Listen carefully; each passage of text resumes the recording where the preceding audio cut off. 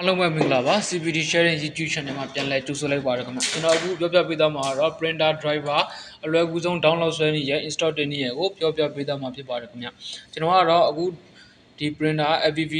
2900နဲ့ပြပေးသွားမှာဖြစ်ပါတယ်ခင်ဗျပထမဦးဆုံးကျွန်တော်တို့ download ဆွဲဖို့ printer ရဲ့နာမည်ကိုဒီမှာရေးပါခင်ဗျ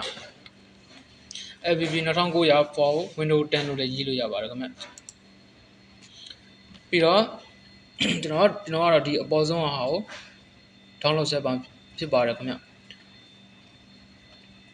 ခြား website တွေဝင်ပြီးတော့လည်း download ဆွဲလို့ရပါတယ်ကျွန်တော်ဒီအပေါ်ဆုံးဟာကိုဝင်လိုက်ပါမယ်ပြီးတော့ဒီ download ကိုနှိပ်ပါမယ်ဒီမှာကိုဆွဲတဲ့ driver ကပြီးသိချင်လို့ရှိရင် control G ကိုနှိပ်ပါ control G နှိပ်လို့ရှိရင်ဒီမှာပေါ်လာပါလိမ့်မယ်ခင်ဗျပြီးတော့ဒီမှာကျွန်တော်တို့ show info ကိုနှိပ်ပါမယ်ပြီးတော့ဒီနေရာလေးကိုနှစ်ချက်နှိပ်ပါမယ်ဒါဆိုလို့ရှိရင်ဒီမှာ file တစ် file ပေါ်လာပါလိမ့်မယ်ခင်ဗျပြီးတော့ဒီ file လေးကိုဝင်လိုက်ပါပြီးတော့ဒီမှာ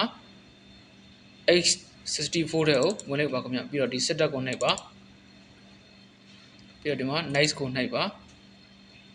ဒီမှာ yes ကိုနှိပ်ပါပြီးတော့ဒီမှာမေးပါတယ်သူက manual port to install လာဒီမှာ UPS နဲ့ connection နဲ့ချိန်ပြီးတော့လုပ်မှာလားဆိုတော့ကျွန်တော်ဒီအောက်က UPS နဲ့ချိန်မှာဆိုတော့ဒီဟာကို select မှတ်ပြီးတော့ nice ကိုနှိပ်ပါမယ်ပြီးတော့ဒီမှာ yes ဒါကတော့ကျွန်တော်တို့ printer ရဲ့ UPS queue နဲ့ကျွန်တော်ကွန်ပျူတာနဲ့ကို check ခိုင်းတာဖြစ်ပါတယ်ခင်ဗျcheck ပြီးလို့ရှိရင်ဒါမျိုးတက်လာပါလိမ့်မယ်ပြီးတော့ဒီမှာကျွန်တော်ဒီဟာကိုအမှန်ချစ်ပေးပြီးတော့ restart လုပ်လို့ရပါတယ်ဒါဆိုလို့ရှိရင်ကျွန်တော်ကွန်ပျူတာ restart ကြောက်သွားပါလိမ့်မယ်ခင်ဗျကျွန်တော်ကတော့ restart မချတော့ပါဘူးဒါအမှန်ချစ်ပြုတ်လိုက်ပါပြီးတော့ exit ကိုနှိပ်လိုက်ပါမယ်ခင်ဗျပြီးတော့ကျွန်တော်တို့ဒီနေရာမှာ print ထုတ်လို့ရလားမရပြန်ကြည့်ပါမယ် control P ဒါဆိုလို့ရှိရင်ဒီမှာ FPV 2000 ready ပြနေပါတယ်ခင်ဗျဒါဆိုလို့ရှိရင်ကျွန်တော်တို့ print ထုတ်လို့ရပါတယ်ခင်ဗျအားလုံးပဲကျေးဇူးတင်ပါတယ်ခင်ဗျကျွန်တော်တို့ channel ကိုလည်း like and subscribe လေးလုပ်ပေးသွားကြပါအောင်ခင်ဗျအားလုံးကိုကျေးဇူးတင်ပါတယ်ခင်ဗျ